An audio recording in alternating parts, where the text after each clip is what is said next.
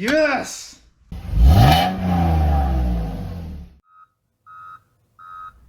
This is Three Pedal Garage, and this is Project F-115 Back from the Dead. Last time we left off, it was stuck at the edge of a cornfield way back on a 2-track with a broken control arm.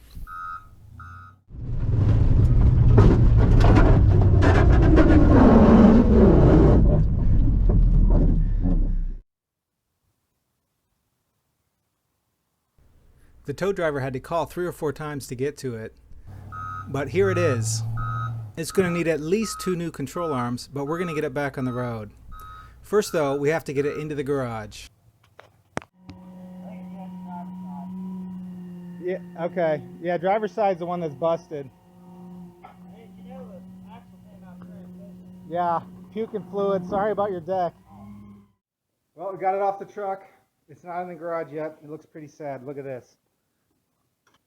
Move, Corgi. Yeah, it's just hanging there. All right, we got this figured out. With the jack under it, it can roll, except it's hitting the lip of that. So once we get it forward 2 more inches, we should have no trouble pushing it in the garage. Go.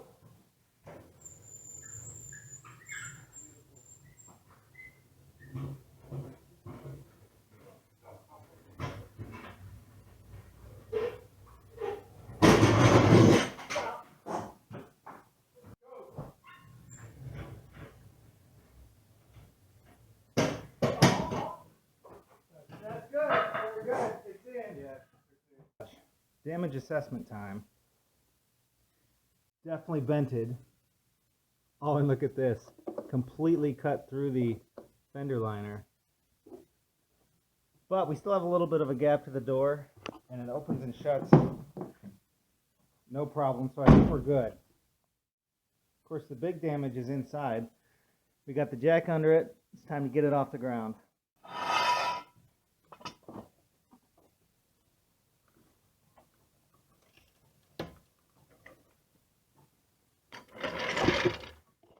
Feels like we just got these wheels on.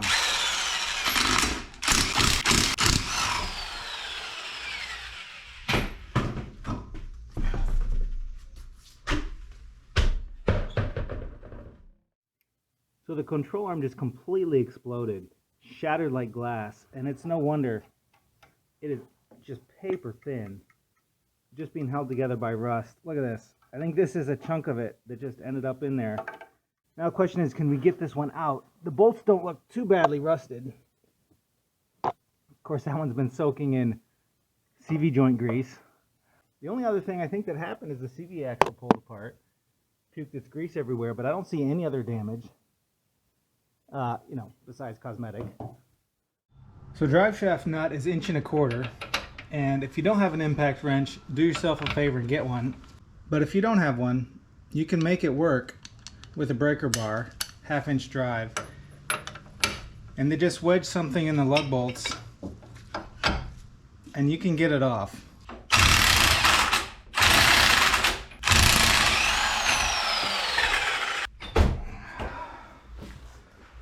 Caliper bolts are 15 mil.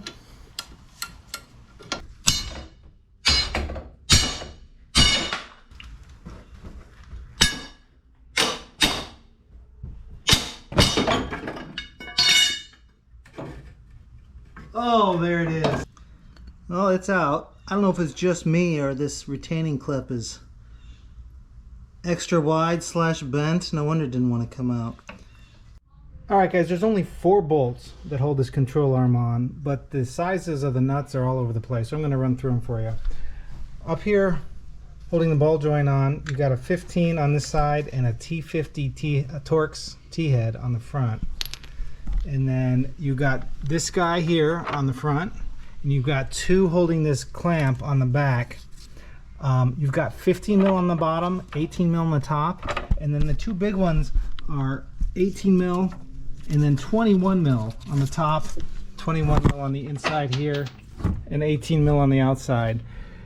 Now, you're going to want to get a 21 mil wrench on the back. I don't have a 21 mil wrench, so I'm using an adjustable and it's working. And then back here, all the way in here, the only thing you can get on that is a shallow or a short socket, 21 mil. So if you don't have one of those, order it. All right, next I want to get this ball joint broken loose, which I'm thinking is going to be kind of tough because this is so wobbly. Any impact I put into it is going to want to just move this around.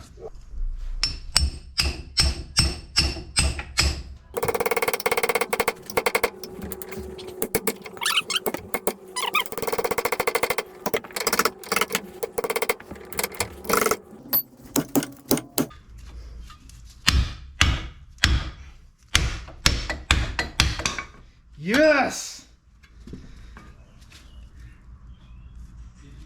The ball joint bolt and this guy right here came out no problem. These back two have a lot of rust on the threads and they're not getting any easier to get off. So I got the breaker bar and I'm taking it slow.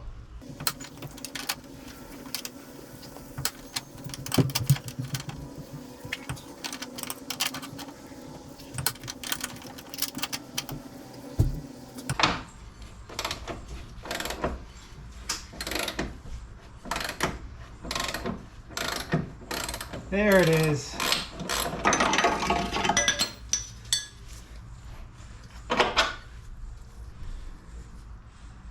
Wow, basically carved through chunks of rust at the end of it. Should probably buy new hardware. But this thing's only live to get beat on, so we're gonna reuse them.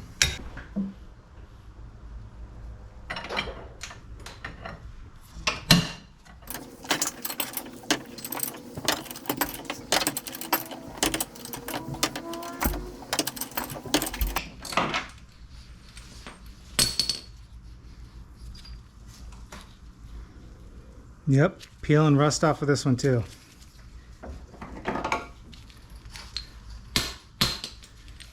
Wow, and the nut's really hot.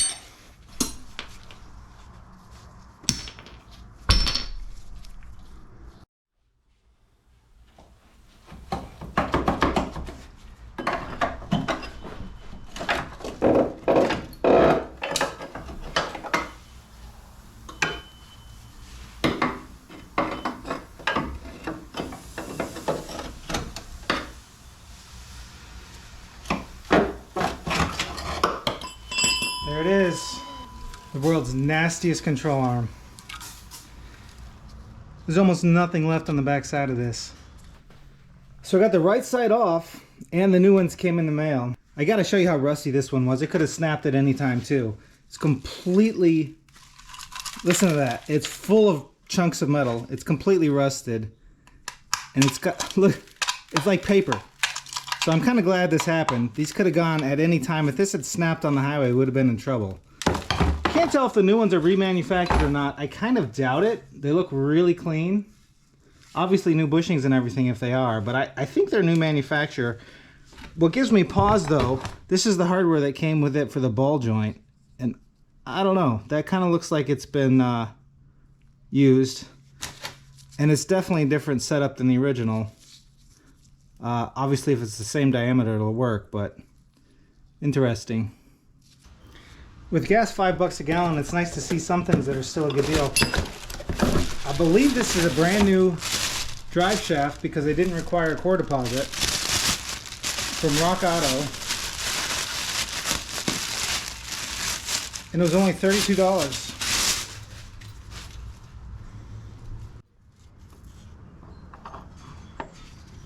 Trying to line up the teeth. I think that was it. Now we just have to get it past that ring. I've done 5 or 6 drive shafts and always hate having to tap them in. It always feels like I'm hitting them way too hard.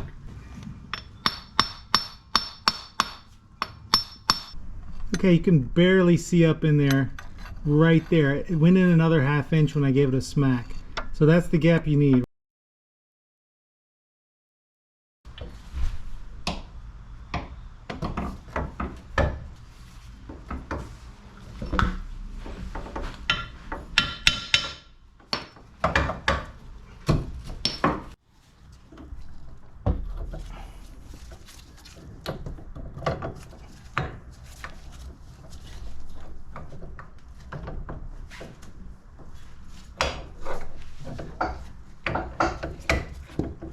That's this side in.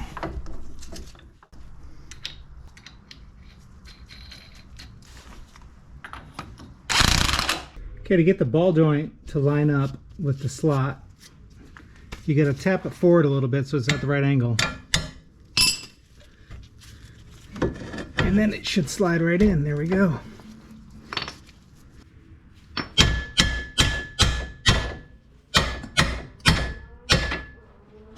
There it is. And the bolt will only slide in when it's at the right spot because there's a little notch in it. And you're going to need a deep socket for the 15 mil on this side, or at least this aftermarket ball joint does. Of course, we won't tighten anything down until it's at ground level.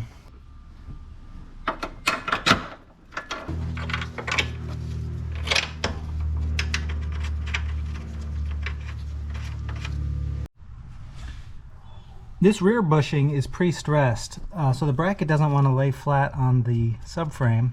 It's basically a spring. So what we're going to do is tighten this one down to get as close as we can, and actually use a C-clamp to move it down so we can get the bolt in. And remember, this one is 18 mil on the top and 15 on the bottom.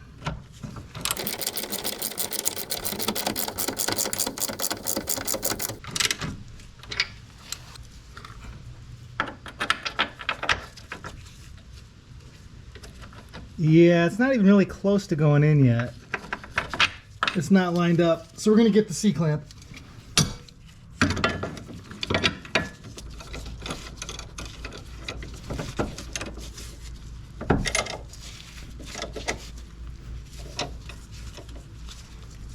There we go, this might work.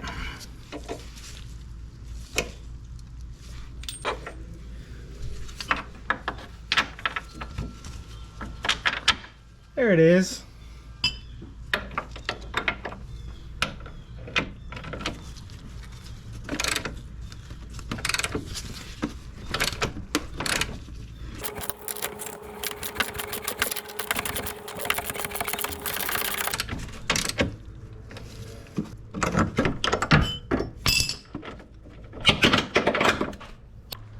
So all four bolts are in and barely snug. So we're going to raise up the suspension to ground level so we don't put any pre-torque on the bushings. Check your stands on the other side to make sure you're not tipping your car.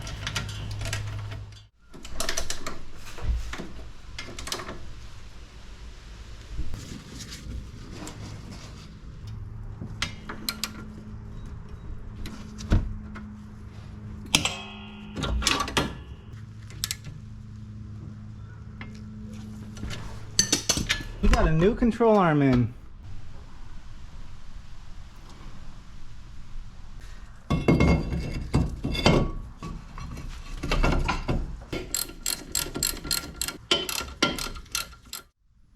So the passenger side was already done, but check out the anti-sway bar end link. It snapped clean in half and also bent. So we did some damage on this side too. The new one just got delivered. It's a completely different design. It actually has grease points. Let's get this on.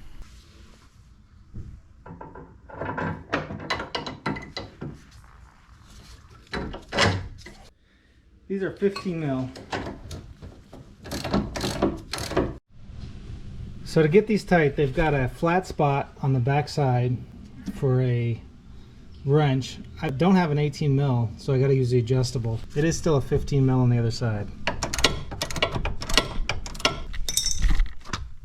That's this side done. Let's see if she runs.